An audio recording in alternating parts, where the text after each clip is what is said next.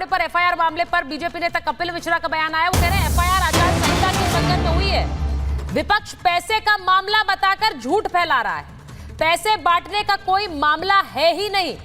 सारे आरोप बेबुनियाद हैं, क्योंकि ये जो आप तस्वीरें देख रहे हैं वो कह रहे हैं कि इसमें कोई भी सबूत है कि विनोद तावड़े के पास से पैसे या उनके पास से मिले हैं, कोई सबूत नहीं है। इस पर कोई एफआईआर नहीं हुई है, लेकिन अचानक से लोग आकर उन्हें घेर कर बोल रहे हैं कि पैसे आपके पास से मिले हैं। अब इसकी जांच होगी और ये मामला बहुत बड़ा बन गया है, क्योंकि विनोद तावड़े बड़े नेता हैं बीजेपी के और उनके ऊपर ये आरोप लगाए, इसीलिए बीजेपी ने तुरंत प्रेस कॉन्फ्रेंस भी की है। मैं एक बार शिवम के पास जा रही हूं। शिवम जुड़े हुए हैं, क्योंकि ये जो तस्वीरें आ रही हैं। अब लारी जी, शुरुआत में तो हमें पहले बुरके पर बात करनी थी, क्योंकि आपके नेता ने तो आज बहुत सारे न्यूज पॉइंट्स दे दिए हैं। बुरके वाली बात भी कह दी उन्होंने, कहा डराया भी जा रहा है वोटर को। उन्होंने ये भी कह दिया पुलिसकर्मी है, मशीनरी का इस्तेमाल हो रहा है। लेकिन इन सबके बीच आप देखिए जरा कि जो उनका अभी वाला दाव है, वो कह रहे हैं कि ये तो बीजेपी का पुराना तरीका है। देखिए, बात तो सही है, ये बीजेपी का बहुत पुराना तरीका आज का नहीं है। पहले इनके संसाधन कम थे, अब संसाधन बढ़ गए इनके पास। पैसे रुपए की बात नहीं, अडानी अंबानी इनके जो कहते हैं वो इन लोग को पेमेंट करते रहते हैं, बाकी और छोटे मोटे भी करते रहते हैं। तो ये उसको एंजॉय कर रहे हैं, उस फाइनेंस का पूरा इस्तेमाल कर रहे हैं। सड़कें बेच दी, टोल टैक्स बेच दिए, एयरपोर्ट बेच दिए, सरकारी संसाधन बेचे हैं तो अडानी अंबानी के ही हाथ में बेचे हैं या उन्हीं के लघुए भगुओं का हाथ में बेचे हैं। तो वहां से सारा कट आया है, तो उसका इस्तेमाल तो इलेक्शन के लिए सत्ता में कैसे बना रहे उसके लिए ये हमेशा से करते रहे हैं। ये दो तीन चीजों में हमेशा से पैसे का इस्तेमाल और शराब का इस्तेमाल करते हैं, दंगा करवाने के लिए और सत्ता पाने के लिए।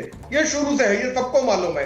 लखनऊ में दंगा करवाने में तो समाजवादी पार्टी में आएगा भाई। देखिए, समाजवादी पार्टी में दंगा कराने कम कोई दंगा ही कोई उससे ज्यादा कोई बड़ा कोई हो ही नहीं सकता।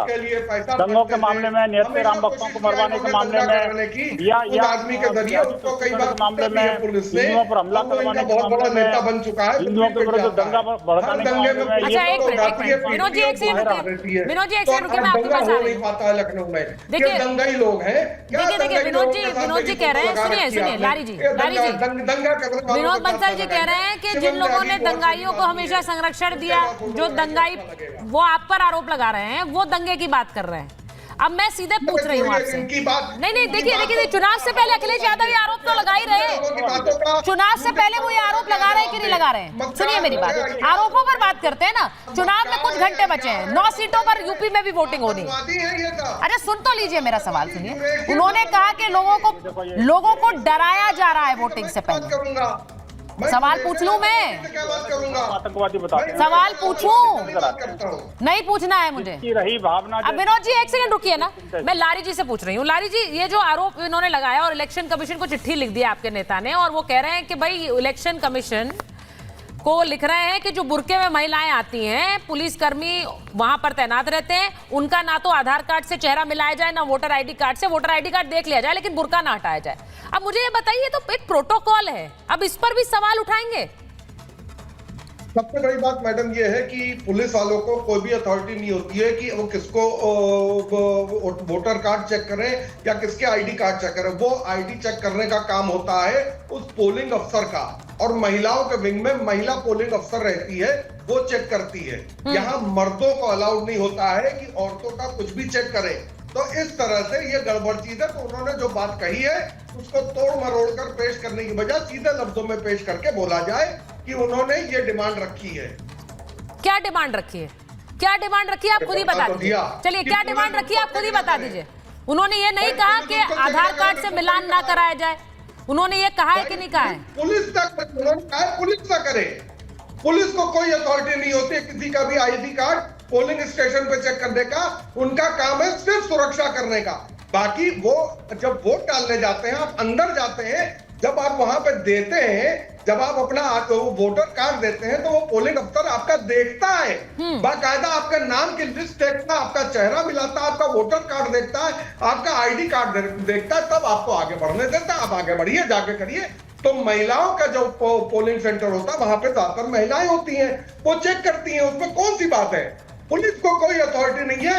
आप कहीं भी दिखा दीजिए कि इलेक्शन कमीशन ने पुलिस को अथॉरिटी दी है आईडी कार्ड या आधार कार्ड या वोटर कार्ड चेक करने की। नहीं, कहीं पुलिस को authority होती अथॉरिटी है। नहीं है, मैंने आपकी बात मान ली, लेकिन पुलिस कर्मी तो वहां तैनात रहते ही हैं पोलिंग बूथ के पास। अब पुलिस अगर लोगों कर्मी को का बोला काम है, जाएगा कि महिलाएं अपने आधार कार्ड दिखाएं, जो लोग भी पोलिंग बूथ के अंदर जा रहे हैं, नहीं, एक सिक्योर, देखिए सुनिए मेरी बात, बुरके के अंदर सुरक्षा व्यवस्था और वहां की शांति व्यवस्था को देखना, ना कि पोलिंग में किसी को आए हुए शख्स को उसका टाइम खराब करना या पोलिंग नहीं, टाइम खराब कोई नहीं कर रहा होता। वहां पर सबको जल्दी होती है कि जल्दी से वोट डालें और निकले यहाँ से। वो पुलिस कर्मियों को भी जल्दी होती है कि खत्म हो जाए और हम भी निकले, वो भी ड्यूटी पे बहुत पहले से तैनात रहते हैं। नहीं, एक सेकंड विनोद, शिवम आप मुझे सुन पा रहे हैं? शिवम, बहुत सारे सवाल है जी, सुन पा रहा हूं। मैं कुछ घंटे पहले, वोटिंग से कुछ घंटे पहले, देखिए 2 खबरें सुर्खियां बटोर रही हैं, उन्हीं पर हम चर्चा कर रहे हैं। एक तरफ कैश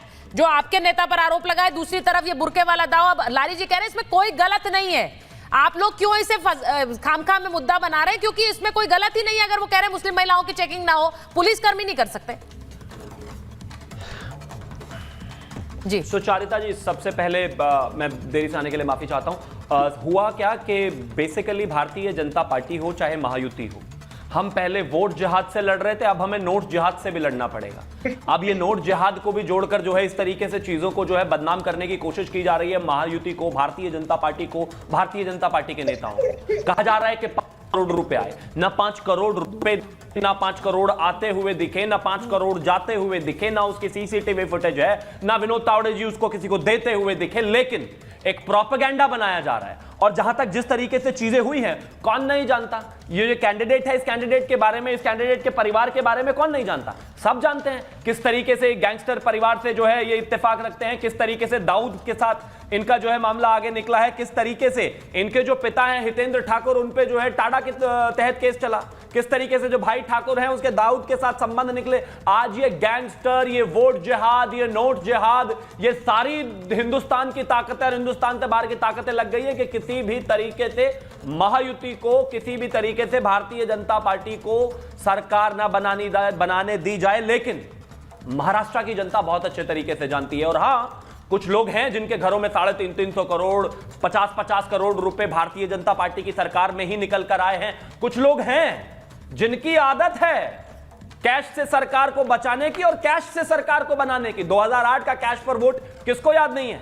अपनी सरकार बचाने के लिए ये लोगों को खरीदते बेचते हैं, पुराना है इनका पुराना है। लोगों को किसी भी तरीके से बदनाम करो, सरकारों को बचाओ, सरकारों को बनाओ, शाम दाम दंड भेद किसी भी तरीके से लगाओ, जिहाद करना है तो करो, चाहे वोट का हो चाहे नोट का हो, लेकिन सरकार बनाओ। लेकिन महाराष्ट्र की जनता इस बात को बहुत अच्छे तरीके से जानती और समझती है कि आने वाले समय में भारतीय जनता पार्टी और महायुति मिलकर प्रचंड सरकार बनेगी और सब कुछ बेहतर होना है। अब आगे आता हूं, जहां तक बुर्के का विषय है, मुझे एक चीज बताइए, 21वीं सदी में लोकतंत्र में जब आप देश के दुनिया के सबसे बड़े लोकतंत्र में वोट डालने जाते हैं, तो कुछ ये शरिया वाली पार्टी जो है ये कहती है कि नहीं, वो पहचान का मिलान नहीं होना चाहिए, महिला हैं, वो बुर्का हैं, वो बुर्के की वजह से जो है उनकी मतलब वो बुर्का नहीं हटाया जाना चाहिए, पहचान का मिलान नहीं होना चाहिए। ये कौन सी दुनिया में हो भाई? शायद शरिया में भी ना होता हो ऐसा। तो मतलब कमाल की बात है, कितने वोट पड़ रहे हैं, कहां वोट पड़ रहे हैं, फर्जी वोट पड़ रहे हैं, असली वोट पड़ रहे हैं, ओरिजिनल वोट पड़ रहे हैं, नहीं पड़ रहे हैं, इसकी जांच पहचान बर्तान मिलान होना जरूरी है। अब शबाना है या फरजाना है, इसका पता करना तो आधार कार्ड से या वोटर आईडी कार्ड से मिलाकर।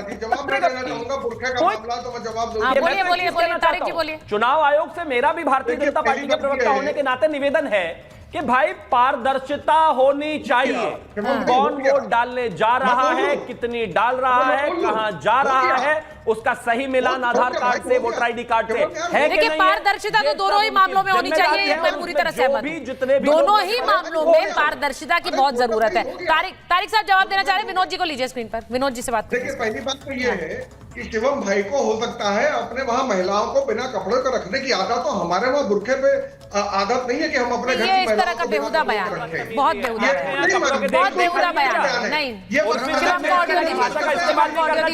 उर्फी जावेद कौन है, देखते नहीं हो क्या? नहीं, एक मिनट, बेकार किसी भी महिला का नाम लेना क्यों है? भूल गए हो क्या तारिक अहमद लारी? नहीं शिवम, मैं चाह रही हूं कि तारिक अहमद लारी बेहुदी बात है, तहजीब ये भूल गए बेहुदी हो। बात है तारिक साहब। इतने सच्चे पक्के मुसलमान हो तो पैगंबर मोहम्मद के सल्लल्लाहु अलैहि वसल्लम जॉर्डन के राजा को मैं बस ये कह रही हूं, किसी भी महिला के लिए, हम किसी भी महिला के लिए क्यों कहें? महिलाएं सब समुदाय में एक बराबर सम्मान के अधिकार हैं। मैं यहाँ पर उनको धर्मों में बांट कर नहीं देखना चाहती हूँ। Let me make that very clear. आप दोनों के लिए कह रही हूँ मैं ये बात। विनोद जी को लीजिए स्क्रीन पर, विनोद जी और वरुण जी को लीजिए। नहीं, प्रेम जी और वरुण जी